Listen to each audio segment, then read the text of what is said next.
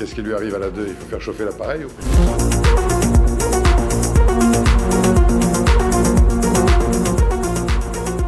toute manière, ça fait longtemps. Vous savez, nous, on ne s'est pas battus. On est venu travailler pendant la Covid comme on avait l'habitude de venir travailler parce que les conditions dégradées comme ça, c'était nos conditions de travail déjà bien avant la Covid. La Covid, elle a mis juste au grand jour l'état des établissements de santé, que ce soit privé ou public ou libéraux, au grand jour. C'est pas la Covid qui a mis à mal le système de santé. Non, le système de santé allait très mal bien avant. Puisque en 30 ans, on a fermé quand même, on a supprimé et fermé 100 000 lits. C'est pas rien. Donc, travailler avec des manques de moyens personnels et matériels, c'était pour nous monnaie courante. Mais la population avait, en tout cas c'était le sentiment que nous on avait en tant que soignants, en tant que pompiers, en tant que policiers même, en tant qu'enseignants, qui découvraient le métier du soin. Ils voyaient enfin qu'est-ce que c'était qu'un soignant. Et on était applaudis à 20h. Mais non, on n'était que le divertissement de 20h. Parce que les gens étaient confinés.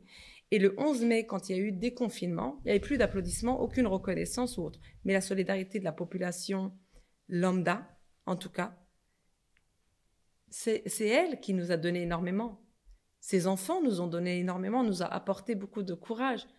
Mais il ne faut pas oublier aussi tous ces soignants qui étaient pendant la Covid, on ne connaissait pas qu'est-ce qu'était ce virus, et qui avaient des hôtels, des maisons d'hôtes qui étaient mis à disposition par peur de contaminer ou parfois parce qu'ils habitaient trop loin.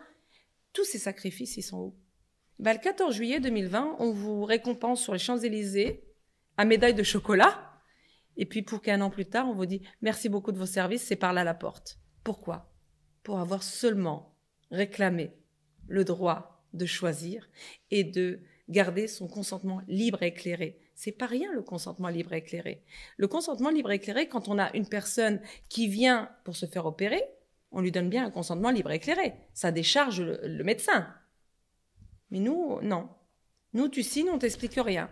Ça se passe pas comme ça. Il faut savoir que les notices des vaccins étaient blanches. Il n'y avait rien. Il n'y avait rien d'écrit. Les effets indésirables, la composition, il n'y avait rien d'écrit. Il faut savoir aussi qu'il y a des conditions pour que les soignants récupèrent leur salaire. C'est pas la totalité de leur salaire qui va leur être alloué dans ce décret.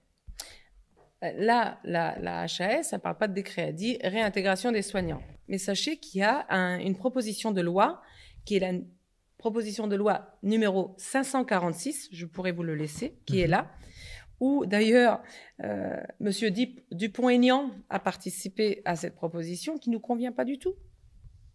Qui ne nous convient pas. Qui parle d'une réintégration sous contrat d'un minimum de 5 ans. À donner. Pour avoir les salaires rétroactifs, mais à hauteur de l'indemnité journalière de l'allocation retour à l'emploi. Ça veut dire que retour à l'emploi, tu es à 1 200 €. Voilà. Il y a des personnes qui pouvaient toucher 2 000 €, 2 200 €, 2 500 € si c'était une infirmière, une aide-soignante. C'est-à-dire que là encore, on leur coupe à 60% leur salaire, mais encore plus vicieux, pouvant s'étaler sur 3 ans. Mais si tu décides au bout de 3 ans de vouloir démissionner parce que l'établissement ne te convient pas ou parce que tu es revenu et ça se passe très mal, tu dois rembourser ce qu'on t'a donné. Alors que c'est ce qu'on leur doit. C'est leur argent. Vous voyez ? Donc non. Et ça reste un décret. Par contre, nous, l'association Collectif Blouse Blanche, nous avons assisté vendredi 31 mars à une audition parlementaire où M. Jean-Victor Castor,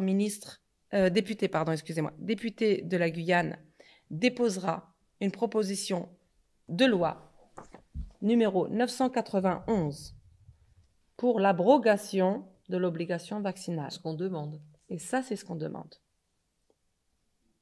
Voilà. Elle sera déposée le 12 avril et elle sera votée le 4 mai. C'est un vote public qui sera ouvert à partir de 9h. Donc, si les personnes veulent suivre, LCP, Assemblée nationale, de 9h, et il faut que ça soit voté avant minuit. Donc, on espère vraiment avoir gain de cause là, pour l'abrogation, et non pas pour la proposition de loi 546. Ça, c'est de la foutaise. L'association Blouse Blanche fera un courrier type, mais si les personnes veulent s'en inspirer, on le mettra où ils peuvent nous écrire. Les coordonnées sont à Association Collective Blouse Blanche.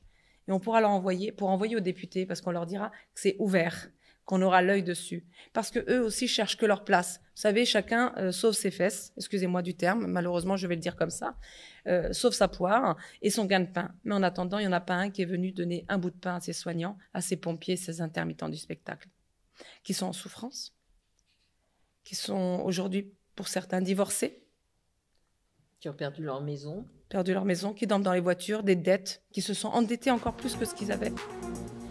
Et puis des dépressions profondes, des personnes qui peuvent passer à l'acte.